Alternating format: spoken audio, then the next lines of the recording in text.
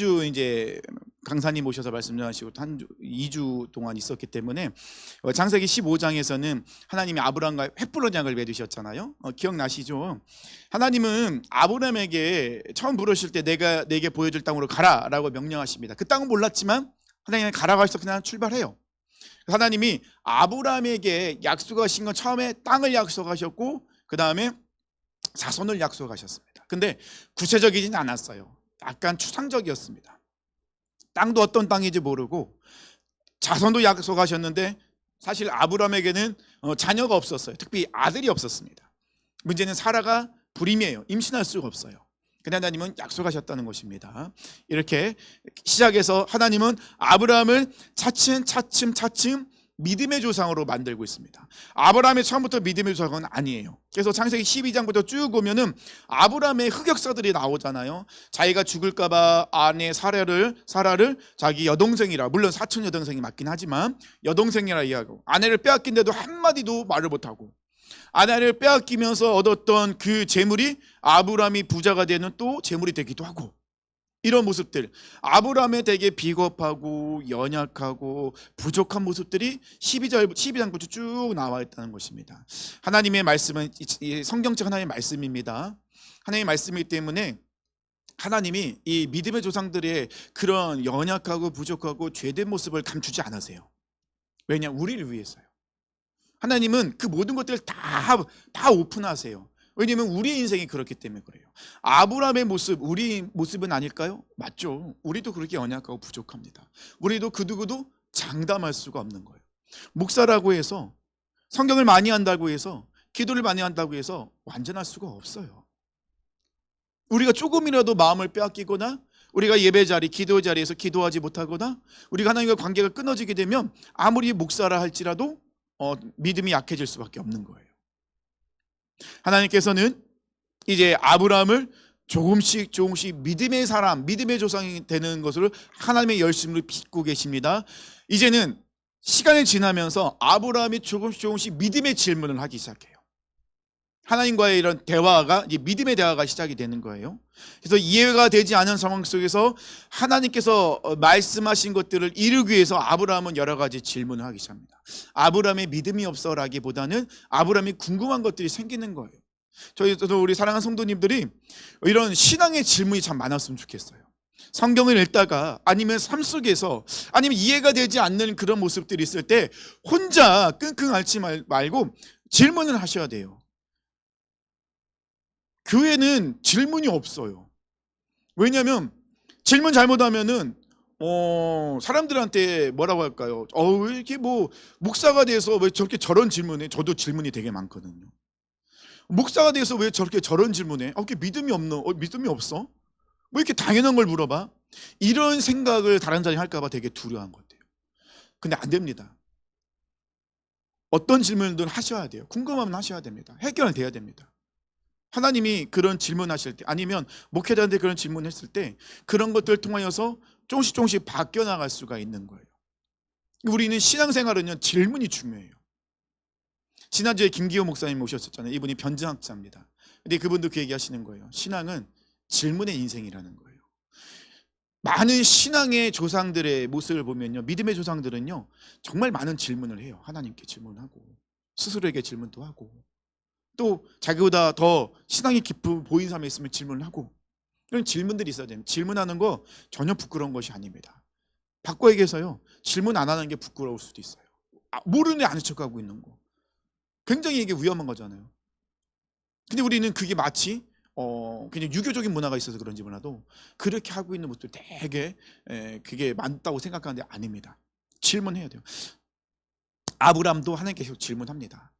질문할 때마다 하나님은 때가 되면 구체적으로 하나씩 이뤄가기 시작하세요. 구체적으로. 그래서 처음에는 그냥 크게 자손과 땅을 약속하시는데, 이제 15장에 가서는 땅의 정확한 경계도 지정해 주세요. 그리고 자손도 말씀하십니다. 15장에 가서는 이제 아브라함이 자기가 기었던 그 청지기를 자기 상속자로 삼으려고 했던 하나님, 아니다, 내 몸에서 난 자라야 내 후계자가 된다, 내 상속자가 된다 라고 분명히 이야기합니다. 그러면 아브라함 몸에서 나온 자, 누구겠습니까? 아들이겠죠. 왜냐하면 그때는 아들을 통하여서 이게 가문이 이어갔으니까요. 그러면 하나님께서는 아브라함에게 무엇을 약속하시죠? 아들을 약속하신 거예요. 이런 상황 속에서 이제 1절, 아브라함의 아내 사레는 출산하지 못하였고 그에게 한 여종이 있으니 애굽 사람이요 이름은 하갈이라. 15장 언약식이 끝났습니다. 하나님이 약속을 하는데 그 중동의 약속은 굉장히 중요한 약속은 재물을 쪼개놓고 마주보겐 후에 언약을 맺는 약속한 두 사람이 그 재물 사이로 지나간다고 했죠. 의미는 무엇이라고 했습니까? 둘 중 누구라도 약속을 지키지 않으면 저 재물처럼 몸이 쪼개질 것이다. 굉장히 무서운 약속입니다. 그러면 반드시 지켜야 돼요. 근데 이 횃불 언약을 할 때는 하나님 혼자 지나가세요. 왜냐하면 아브라함을 기억하셨어요. 사랑하셨어요. 아브라함을 위해 주십니다. 왜냐하면 하나님과 아브라함이 같이 나갔으면 아브라함 벌써 죽어도 몇 번 죽었겠죠. 왜냐하면 아브라함은 하나님과 약속을 지키질 못해요. 끊임없이 약속을 깨고 있습니다. 하나님은 알고 계셨어요. 그래서 아브라함이 아닌 하나님 혼자 지나가십니다. 그러면 그 약속의 주체도 하나님이시고 약속을 이루시는 분도 하나님이시다. 그럼 아브라함이 해야 될 건 뭐죠? 하나님 약속을 붙잡고 따라가면 되는 거예요. 쉽죠? 가기만 하면 되니까. 쉬운데 안 되는 게 또 신앙의 길이기도 해요. 알지만 못 가는 길이기도 하고 알지만 지키지 못하는 부분도 있어요. 이러면 안 됐는데 안 되는 내 몸은 벌써 하나님이 원하시지 않는 내가 원하는 걸 하고 있어요. 이러면 큰일 날 텐데 아는데 그 일을 하고 있는 거예요. 이게 우리의 연약한 부분이라는 것입니다. 분명히 하나님은 아브라함을 통해서 아들을 주신다고 했는데 근데 누구를 통해서라고 얘기 나오고 있지 않았어요. 아브라함만 얘기했지 누군지를 얘기는 안 했어요. 이해가 되십니까? 지금 아브라함의 아내는 사라입니다. 사레입니다. 사레. 근데 사레는 지금 임신할 수가 없어요. 근데 하나님은 아들을 주신대요. 자, 그러면 그러면 아브라함과 사레 사이에서는 아기를 가질 수가 없습니다. 그런데 하나님은 아브라함에게 아들을 주신다고 약속하셨어요. 그러면 믿음과 현실은 부딪히고 있는 거예요. 하나님의 약속은 분명히 아들이에요. 하지만 사레는 임신할 수가 없어요. 지금 이 16장에 넘어와서는 아브라함도 아브라함이지만 지금 하나님께서는 누구를 만지고 누구를 빚어나가고 계시냐면 사라를 빚고 계신 거예요. 근데 오늘 16장 말씀을 가만히 보면요, 아브라함과 사라가 아담과 하와가 좀 많이 비슷한 부분이 있어요. 뭐가 비슷하냐면요, 하나님은 아담에게 명령하셨어요. 어떤 명령하셨죠? 선악을 알게 하는 나무 열매를 먹지 마라. 먹으면 죽는다. 하나님은 아브라함에게 아들을 약속하셨어요. 자, 하나님이 아브라함에게 약속하실 때, 말씀하실 때 그 장소에는 사라는 없어요. 하나님이 아담에게 말씀하실 때 그 장소에는 하와가 없어요. 비슷하지 않습니까? 남편들이 하나님의 말씀을 들었어요. 이때 그러면 남편들의 사명이 있죠. 아담의 사명은 뭐죠? 하와에게 하나님의 말씀을 정확하게 알려주는 거. 그러면요, 아브라함의 사명은요, 사라에게 하나님이 우리에게 약속하신 것이 무엇인지 알려주시는 거. 그런데 지금 사라는 여전히 임신하지 못하고 있으니 여전히 충돌은 일어나고 있습니다. 현실과 믿음. 사실 우리도 살아갈 때 현실과 믿음은 끊임없이 충돌을 일으킵니다. 하나님은 약속하시고 말씀하셨지만 우리가 기도할 때 나에게 평안 주시는데, 그런데 환경은 바뀌지 않아요. 문제는 해결되지 않아요. 그 사람은 변화가 되지 않습니다. 그럼 어떡하라는 거지? 되게 힘든 거예요. 내가 하나님 은다고 잘못 받은 걸까? 하나님은 나에게 거짓말하신 걸까? 수많은 충돌이 일어나게 된다는 것입니다. 사라는 하나님께서 아브라함의 인생 가운데 역사하신 것을 두 눈으로 보고 있었어요. 자기가 팔려갔을 때 그때 하나님이 강권적으로 구해서 다시 아브라함에게 돌려보내셨잖아요. 그 아브라함이 이 가나안 그 북쪽 지방의 네 연합군과 싸웠을 때 승리하고 돌아온 것도 직접 봤습니다. 그건 사라는 하나님께서 아브라함을 통해서 역사하신 것도 봤고, 하나님이 남편 아브라함에게 약속하신 소식, 그 말씀도, 언약도, 약속도 들었어요. 전능하심을 경험했습니다. 알고 있어요. 하나님의 신실하심을 알고 있습니다. 그런데 하나님의 말씀과 현실이 딱 부딪히게 되는 거예요. 이때 우리에게 그러니까 믿음과 현실이 부딪힐 때 우리에게 가장 큰 어려움, 유혹이 오는 것이 있어요. 우리 안에 올라오는 것들. 그게 뭐냐면 조바심이에요. 하나님 말씀하셨는데 현실이 바뀌지 않으면 우리 안에 그때부터 조바심이 오기 시작해요. 하나님 분명히 말씀하셨는데 왜 이건 바뀌지 않지? 도대체 뭐가 잘못된 거지? 내가 죄를 짓는 걸까? 내가 무엇인가를 놓치고 있는 걸까?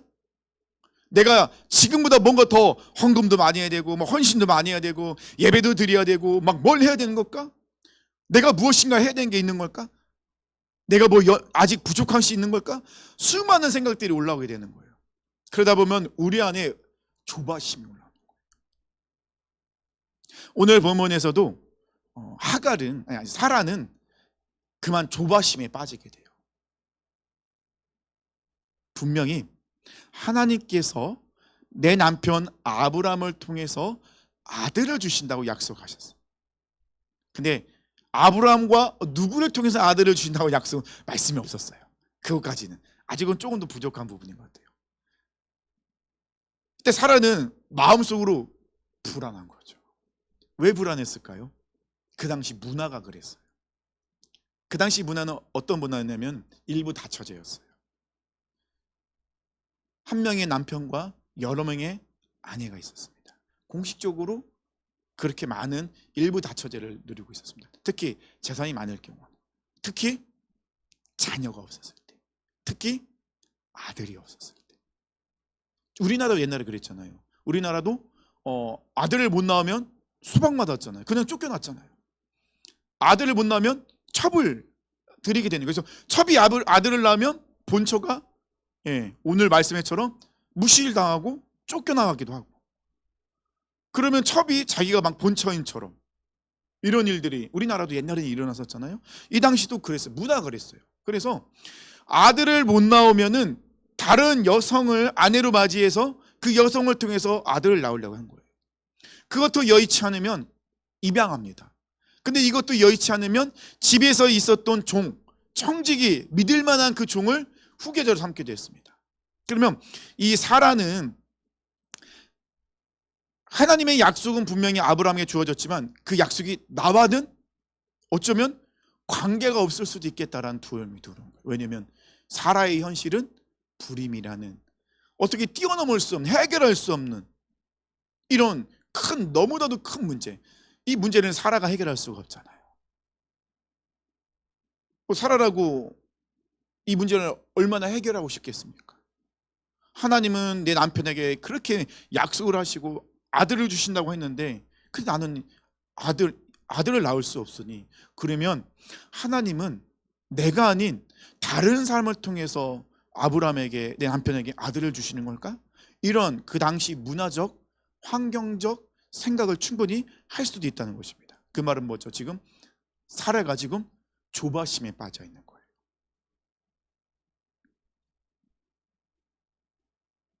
이 조바심에 빠지게 되면은 사실 우리가 시선이 굉장히 좁아져요. 넓게 보지 못하고 깊게 보지 못해요. 우리가 그렇잖아요. 뭔가 긴장하기 시작하면은 그때부터는 아무것도 잘 보이지 않잖아요. 근데 훈수 들 때는 완전히 실력파가 되죠. 내가 그 자리에 앉으면은 하급자가 되는데, 내가 훈수 들 때는 상급자가 돼버리잖아요. 안 보이던 게 다 보여요. 막. 왜 그럴까요? 조바심을 내지 않기 때문에. 어차피 나는 이기고 지구에 전혀 상관없다 보니 되게 넓게 볼 수 있는, 깊게 볼 수 있는 거예요. 멀리 볼 수 있고. 근데 내가 그 자리에 딱 들어가면은 조바심이 생기면 안 보이는 거예요. 왜요? 승리를 해야 된다는 압박감. 그러다 보니 실수를 하게 되죠. 그래서 이 고수들의 특징은 뭐죠? 실수를 하지 않는 거. 고술의 특징은 상대방이 실수하면 그걸 기가 막히게 딱 잡아갖고 아주 자기가 유리하도록 만들어버리는 거. 지금 이 사라가 이 상황 속에서 굉장히 큰 이 조바심에 빠지게 된 거예요. 근데 사라가 이렇게 조바심이 빠질 수밖에 없었던 또 원인을 제공한 사람이 아브라함이기도 해요. 자, 2절 말씀 보니까요. 사레가 아브라함에게 이르되 여호와께서 내 출산을 허락하지 아니하셨으니 원하건대 내 여정에 들어가라. 내가 혹 그로 말미암아 자녀를 얻을까노라 하매 아브라함이 사라의 말을 들으니라. 자, 2절에서는 좀 부딪히는 것들이 여러 가지, 세 가지가 나와요. 어떤 것들이 부딪히고 있을까요? 어떤 것들을 딱 잡아낼 수 있을까요? 2절 말씀 보면요. 사레가 아브라함에게 고백을 합니다. 뭐라고 고백하죠? 여호와께서 내 출산을 허락하지 아니하셨으니. 자, 이 사레의 고백 어떻게 받아들이십니까? 이 사레의 고백 믿음이 있는 거예요, 없는 거예요? 헷갈리시는구나. 제가 이게 질문하셔갖고 어떻게 받아들이십니까? 이게 믿음이 있는 걸까요, 없는 걸까요? 네? 믿음이 있다라는 말씀이신가요? 네? 그냥 갈라지고 있습니다. 세 파입니다. 있다 없다 모르겠다. 사실 이 사라의 고백은 믿음의 고백이긴 해요. 그렇잖아요. 하나님께서 내 출산을 막으셨다. 그래서 사례는 뭐라고 고백해요? 하나님은 인간의 생사복을 주관하시는 분을 고백하고 있는 거예요. 그러니까 사례가 이 처음에 고백한 것은 믿음의 고백이긴 해요. 맞아요. 하나님이 막으시면 열 사람이 없어요. 하나님이 열어버리면 막을 사람이 없어요. 사라는 지금까지 12장부터 16장까지 쭉 시간이 지나오면서 하나님이 어떤 분이신가를 이제 알게 되고 경험하게 된 거예요. 그런 상황 속에서 이제 사라가 고백합니다. 뭐라고 고백합니까? 하나님은 전능하신 창조주이시다. 하나님이 내 출산을 딱 막아버리셨으니 나는 더 이상 임신할 수가 없습니다. 자, 그러면 이게 믿음의 고백인데, 근데 문제는 그 다음 말이 더 문제인 거예요. 그 다음에 뭐라고 얘기했죠? 자, 허락하지 아니하셨으니 원하건대 내 여정에게로 들어가라. 내가 혹 그로 말미암아 자녀를 얻을까 하노라 하매. 자, 사례가 이렇게 이야기하는 이유는 15장에 나와 있는 하나님께서 아브라함에게 한 약속 때문에 그래요. 내가 너로 아들을 낳게 하겠다. 아브라함에게는 약속이 졌는데 그 약속이 누구에게는 없어요? 사라에게는 없는 거예요. 그럼 이 약속, 하나님이 아브라함에게 하셨던 그 약속은 아브라함에게만 적용되는 건 아니겠죠.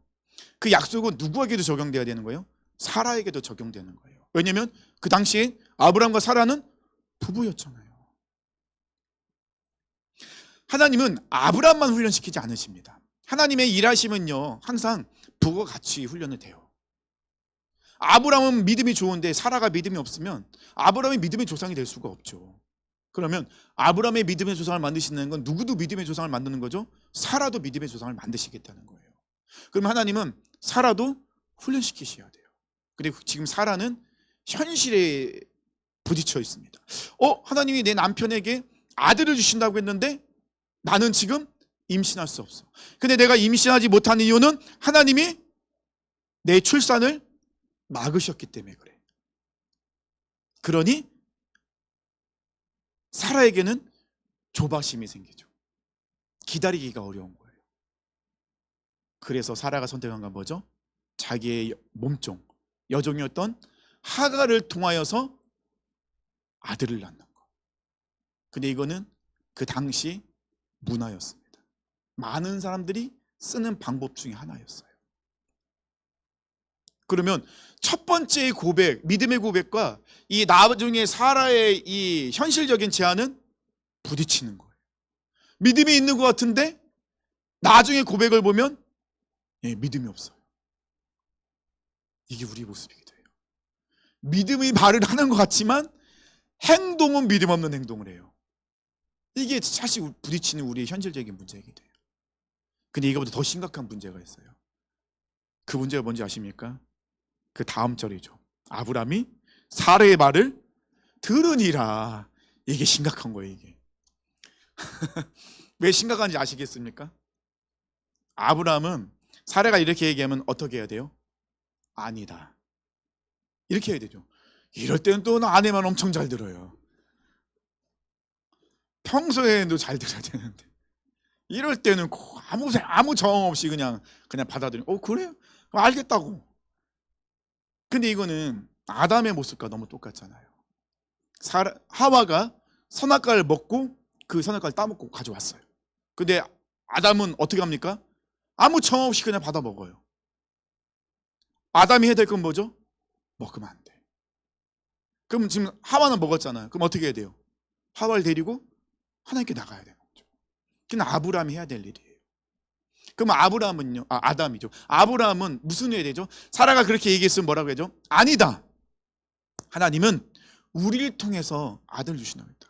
물론 당신의 이름은 정확히 나와 있지 않지만 우리 하나님은 부부를 인정하시는 분이신데 나에게 아들 주셨다고 하면은 하나님 누굴 통해 아들 주시겠냐? 당신이지 않겠느냐.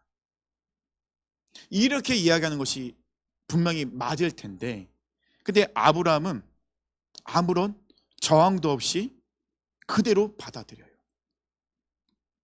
3절 말씀 보니까요, 아브라함의 아내 사레가 그 여종 애굽 사람 하갈을 데려다가 그 남편 아브라함에게 첩으로 준 때는 아브라함이 가나안 땅에 거주한 지 10년 후였더라.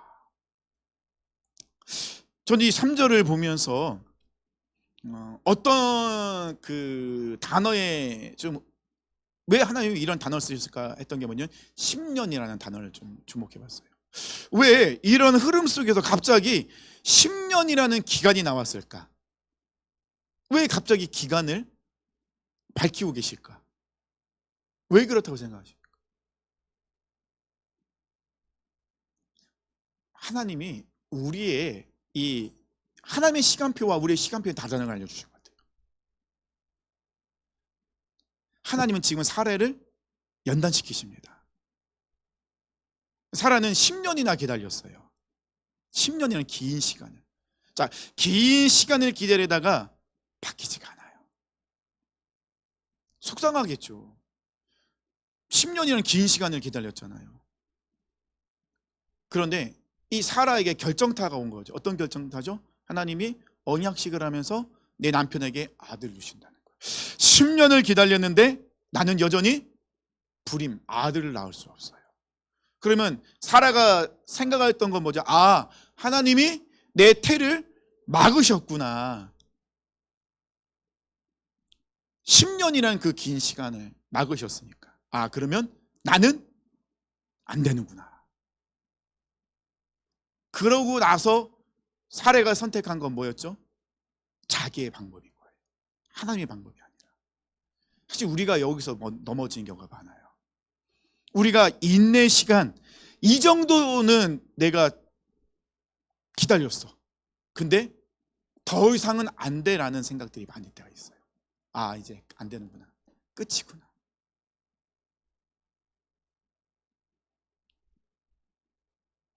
그러면 이 사라의 시선이 지금 하나님이 아닌 자기 자신에게 향하고 그 다음에 세상으로 향할 수밖에 없는 거예요.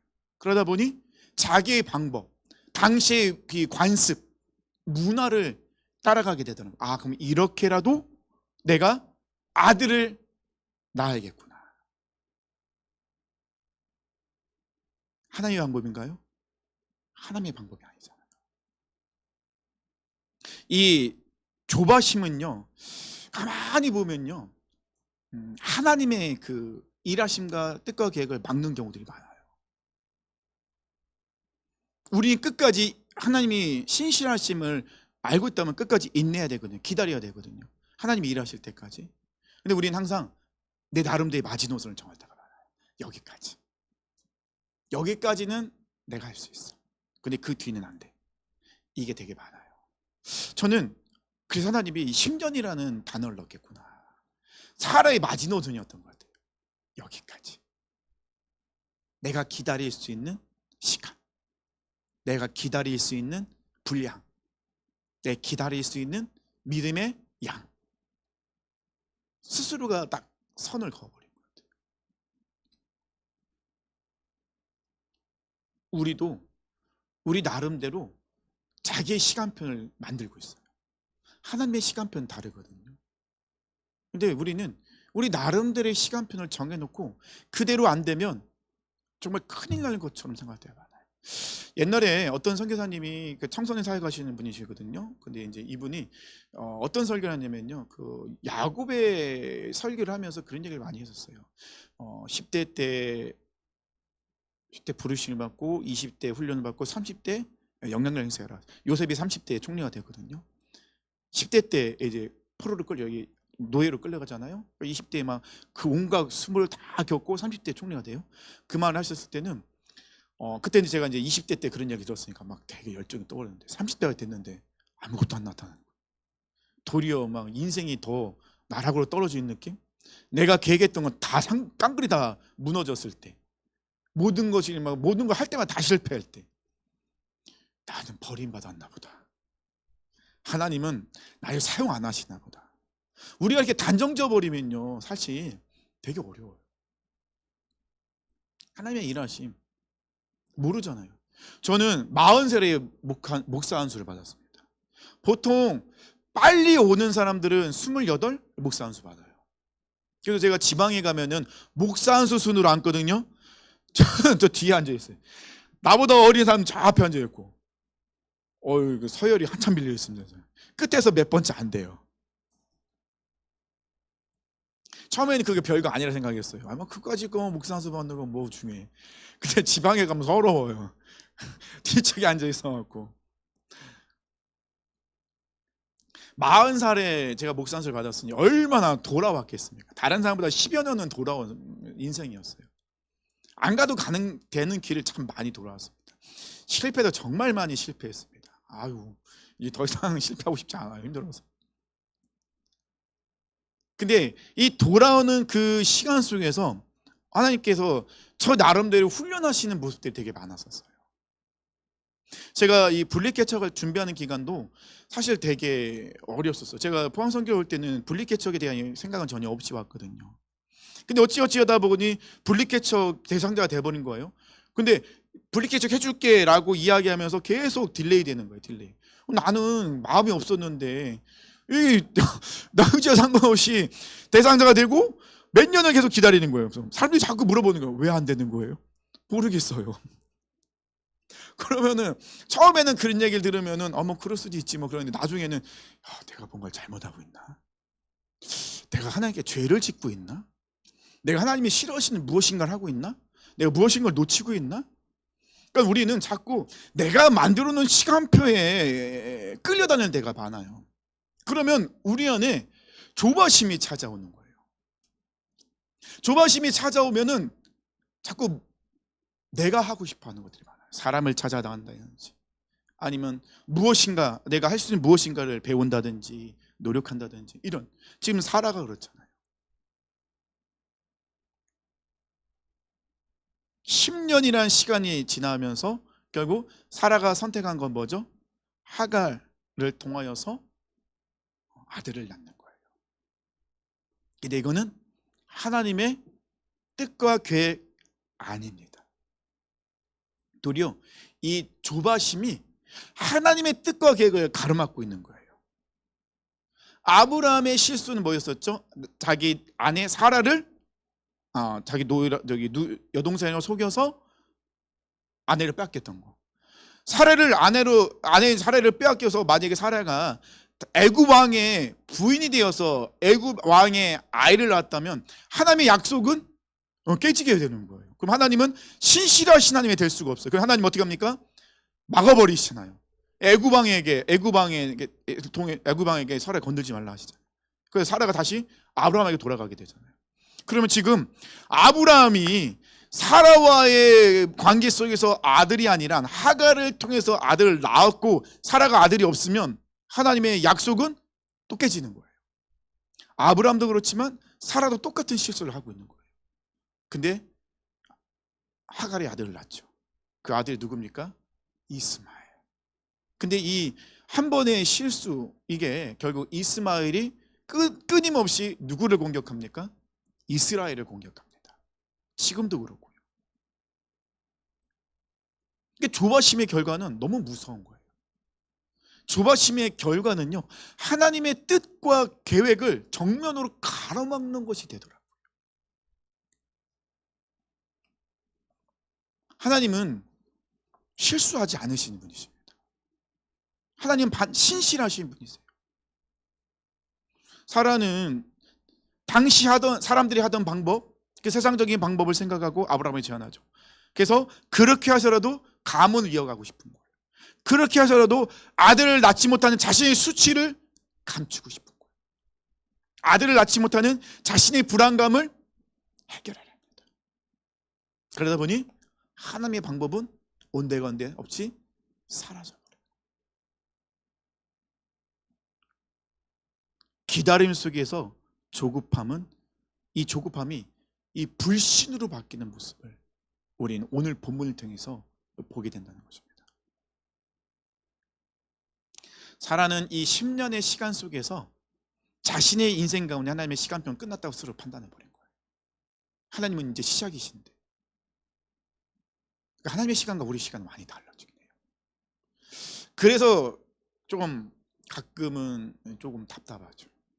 빨리 끝났으면 좋겠는데 이게 빨리 끝나지가 않으니, 근데 끝났다고 생각했는데 또 끝난 게 아닌 때도 있고, 이러다 보니 여기 되게 어려운 부분이 돼요.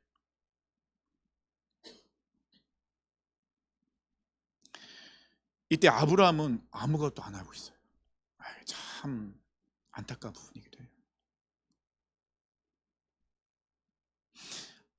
아내 사라가 아브라함에게 이런 제안을 했을 때 아브라함이 사라에게 했던 말은 해야 될 말은 뭐냐, 하나님의 약속을 이야기해 주는 거예요. 말씀을 알려주는 거죠. 그리고 그것을 끝나면 안 되죠. 아브라함이 해야 될 건 뭐죠? 사라를 데리고 하나님 앞으로 나가야 되죠. 근데 오늘 본문에는 아브라함과 사라가 하나님 앞에 나가는 말씀이 없어요. 도리어 하나님이 찾아오세요. 누구에게 찾아가십니까? 하갈에게 찾아가세요. 왜냐하면 하갈이 낳을 아이는 누구의 아이이기 때문에요? 아브라함의 아들이기 때문에. 그조차도 하나님은 하갈에게 은혜를 베푸시는 걸 보게 돼요. 왜요? 아브라함과 한 약속이 있기 때문에. 아브라함은 실수하지만 하나님은 그 실수를 은혜로 바꾸시더라고요. 4절 보니까요, 아브라함이 하갈과 동침하였더니 하갈의 임신함에 그가 자기의 임신함을 알고 그의 여주인을 멸시하니라. 사라는 생각했어요. 뭐라고요? 하갈을 통해서 아들을 낳으면 그 아들이 내 아들이 될 것이고 그 아들을 통하여서 자기의 불안감과 수치와 자기의 부족함을 채울 걸 생각했는데 아니더라고요. 도리어 하갈이 사라를 무시하는 거예요. 왜냐하면 그 당시 문화를 보면 충분히 이해가 되는 부분이에요. 왜냐하면 사라는 아들을 못 낳지만 하갈은 임신했어요. 그러면 분명해졌어요. 누구에게 문제가 있다? 사라에게 문제가 있다. 왜냐하면 하갈은 아브라함을 통해 임신을 했잖아요. 그런데 사라는 임신하지 못하고 있으니 지금 누구에게 문제가 있는 거죠? 사라에게 문제가 있는 건 너무나도 명확한 거예요. 그러니 하갈이 사라를 무시하는 거죠. 당신은 아이를 못 낳잖아. 나는 아이를 낳을 수 있어. 물론 이 아이가 아들인지 딸인지도 몰라요. 그냥 임신했다는 사실만으로도 사라는 멸시를 당합니다. 이때 5절 말씀 보니까요, 사라가 아브라함에게 이르되 내가 받는 무역은 당신이 받아야 옳도다. 사실 이 말씀이 좀 이해가 안 되더라고요. 이게 왜냐하면 그 제안을 누가 했죠? 사라가 제안한 거예요. 그럼 아브라함은 그냥 그래요, 당신이 했으니까 알았어, 그렇게 할게, 그냥 받아들인 거예요. 근데 사라가 왜 받아들였냐는 거죠. 그러면서 막 뭐라고 하는 거죠. 근데 더 문제가 더 나와요. 뭐냐면요, 내가 나의 여종을 당신의 품에 두었거늘 그가 자기의 임신함을 알고 나를 멸시하니 당신과 나 사이에 여호와께서 판단하시기를 원하노라. 왜 하나님의 이름을 끌어들일까요? 사라가 하나님이 시킨 것도 아니잖아요. 근데 지금 사라는 지금 이 모든 문제를 누구에게 갖고 나가 있죠? 하나님께. 꼭 아담과 하와가 하나님이 그들이 찾아갔을 때 그들의 잘못을 얘기했을 때 그들이 책임을 전가하는 것처럼 지금 사라는 아브라함에게 자기 책임을 전가하고 있어요. 물론 책임 전가에도 아브라함은 할 말은 없어요. 아브라함이 믿음의 말을 하고 사라를 데려갈 그런 사명이 있어요. 자기 못한 거 맞아요. 혼나는 건 맞긴 맞는데, 그렇다고 해도 이 하나님의 이름으로 이런 것들을 할 문제는 아니었거든요. 이때 아브라함의 반응은 뭐죠? 6절 보니까요. 아브라함이 사라에게 이르되 당신의 여정은 당신의 수중이 있으니 당신의 눈에 좋을 대로 그에게 행하라 하며. 완전히 방관자예요 지금 아브라함은.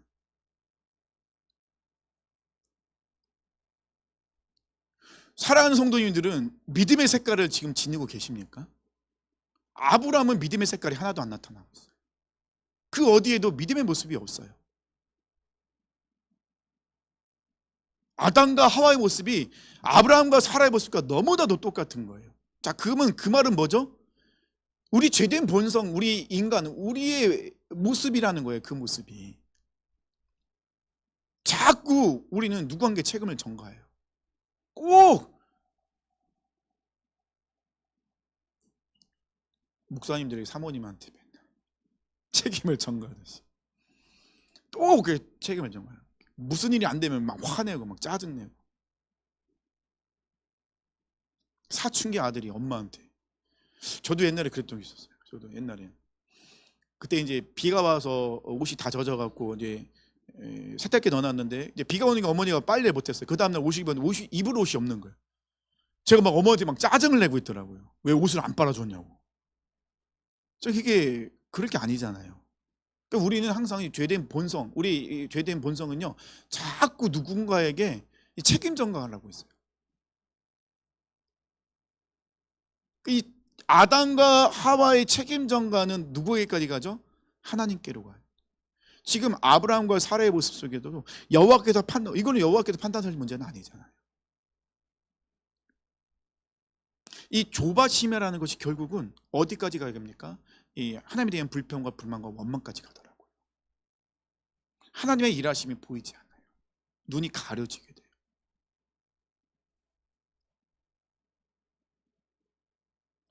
우리가 정말 많이 하는 실수 중에 하나이기도 합니다. 이런 부분들. 조급함은요, 하나님의 뜻과 계획이 아닌 내 자신과 현실과 문제만을 바라보게 합니다. 사라의 이 조바심이 하나님께서 일하실 것을 하나님이 내 태문을 닫으셨으면 하나님이 여시면 되는 거죠. 하나님이 내 태의 문을 여셨으니 하나님이 태의 문을 닫으셨으니 하나님이 여실 것입니다. 이게 맞는 문장이에요. 그죠? 근데 하나님이 나의 태의 문을 닫으셨으니 다른 방법을 사용합시다. 이거는 하나님이 원하시는 방법이 아니죠. 뜻이 아니죠. 그러니까 조바심은 하나님의 뜻과 계획을 보지 못하도록 만들 것이에요. 기다리지 못하도록, 인내하지 못하도록 바라보고 계속 문제만을 바라보게 만들고 하나님인 방법이 아닌 다른 방법이 무엇인가를 찾게 만들더라고요. 그래서 이 조급함은요, 하나님의 뜻을 가로막는 인간의 방법을 쓰게 만듭니다. 다른 사람도 다 그렇게 하고 있으니까는 뭐 나도 그렇게 하면 되겠지. 하나님이 일하시면 그게 아니잖아요. 하나님의 뜻은 그게 아니잖아요. 그래서 조급함은요, 또 다른 문제를 이야기하게 만들어요. 사랑하는 성도님들, 오늘 시간이 돼서 여기까지 하고 이제 나머지는 다음 주에 이제 하려고 하는데요. 하나님의 시간표와 내가 생각하는 나의 시간표는 다릅니다. 그러면 우리는 어디에 초점을 맞춰야 되죠? 하나님의 시간표에서는 초점을 맞춰야 되는 거예요. 근데 이 조급함은요, 하나님의 시간표가 아닌 자꾸 나에게 초점을 두게 만들어요. 이 문제에 초점을 두게 만들고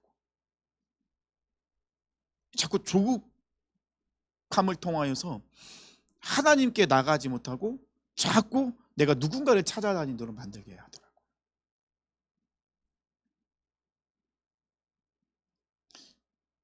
그래서 우리는 믿음의 인내가 필요합니다. 이 믿음의 인내라는 건 뭐죠? 하나님은 실수하지 않으신다. 반드시 하나님의 때 하나님 방법으로 이것을 이루신다. 사실 저도 솔직하게 고백을 하면요, 요즘 살짝 조급함이 올라오긴 했었어요. 어떤 조급함이었을까요? 이 주차 문제. 주차 문제가 살짝 저희 조급하게 올라오고 있어요. 자꾸 이제 그것 때문에 좀 어려움이 있기도 하고 좀 문제가 생기기도 하고. 옆에 있는 그 농사를 지으시는 아저씨 그 주인집 전화번호 알려주시면 되지. 그 국가 기밀이라고 알려도 왜 안 알려주시는지. 지금은 때가 아닐 수도 있을 것 같기도 해요. 근데 지금 하나님의 때가 아닌데 우리가 억지로 하다 보면 문제가 생기기도 하더라고요. 그러면 우리가 지금 해야 될 건 뭐죠? 네, 기도하는 부분인 거죠. 지금 우리는 기도가 쌓여야 돼요. 그렇다면 그 기도가 쌓이고 하나님이 역사하실 때까지 그 불편함 우리가 기도함으로 감수해야 될 부분이기도 해요. 지금은 식당 좀 장소 되게 처첩 부족하잖아요. 지금 청년들도 지금 본당에서 지금 4셀, 그 다음에 저 잠옷실에서 3가족에서 5셀, 사랑시에서 중고등부 6개 셀이 하고 있습니다. 그리고 또 어른들도 막 이제 한 곳에 못 하니까 지금 막 매주 다른 곳으로 카페 찾아서 돌아다니시고 카페 원정대 이렇게 다니시고 계시는, 포항 시내에 카페 다 다니게 생겼어요 지금. 지금 여러 가지 어려움도 있어요. 근데 이 어려움이 사실 우리가 아무리 노력하고 애쓴다고 해결되지가 않아요. 근데 이게 우리가 무리수를 두게 되면, 조급함을 갖게 되면 결국 또 다른 문제를 이야기하게 되는. 그렇다면은 지금은 다시 우리가 하나님께 기도할 때구나. 사라는 이 상황 속에서 하나님께서 내 출산을 허락하지 아니하셨다 라고 하고 기도는 안 해요. 알지만 하나님 앞에 나가질 못해요. 그러니 조급함에 빠질 수밖에 없는 거예요. 하나님이 내 출산을 허락하지 않으셨으니 하나님이 허락하실 때까지 나는 하나님께 나가겠습니다. 이게 맞는 문장이에요. 사랑하는 성도님들은 이 사라의 문장을 어떻게 완성시키시겠습니까? 사라와 똑같이 그렇게 완성시키시겠습니까? 아니면 믿음의 문장으로 이 2절 말씀을 완성시키시겠습니까? 믿음의 말을 우리가 믿음의 모습으로 완성시켜야겠죠. 사랑하는 성도님들, 앞뒤가 똑같아야 돼요. 믿음의 말을 했으면 믿음의 결단도 필요한 거예요. 믿음의 말을 하시고 조급함으로 나가지 마세요. 이건 뭐 저에게도 하는 말이기도 해요. 하나님이 지금까지 우리 삶 인도하셨잖아요. 지금까지 여러 가지 뭐 우여곡절이 있고 실수도 있고 실패도 있고 참 많은 어려움도 있었지만 그 지금까지 견디셨잖아요. 앞으로도 우리가 해야 될 건 뭐죠? 하나님이 여실 때까지 우리는 인내하며 믿음으로 기도하겠습니다. 하나님의 시간표, 뜻, 계획 분명히 내 안에서 이루어집니다. 결국 뒤로 가면요, 뭐 이스마엘도 뭐 할례를 받고 10절에 나오겠지만 그 뒤로 가면 하나님은 아브라함과 사라를 통해서 이삭을 주십니다. 물론 시간은 더 흘러가죠. 여기가 지금 86세거든요. 아브라함이 99세 때 이제 이 이삭을 임신해야 되고 그다음에 100세 때 낳게 되잖아요. 그러면 14년의 시간이 더 필요해요. 그러면 그 기간은 어떤 기간일까요? 사라가 믿음의 조상으로 훈련받는 시간. 그럼 총 우리가 그냥 이 수치상으로 계산하면 24년의 연단의 시간이 있었던 거예요. 긴 시간입니다. 그 긴 시간 사라에게는 어떤 표징도 없어요. 임신한다거나 아니면 뭐 이런 아무것도 없어요. 여전히 14년의 긴 시간은 어둠의 터널의 시간입니다. 하지만 끝은 있습니다. 사랑하는 모든 성도님들이 오늘 말씀 보면서 우리 믿음의 문장을 완성했으면 좋겠습니다. 믿음의 고백을 했으면 믿음의 결단까지, 믿음의 행동까지 가는 겁니다. 사라와 같은 실수하지 않았으면 좋겠습니다. 믿음의 이야기를 하고 내 조바심으로 내 인간적인 방법을 갖다 붙이는 게 아닙니다.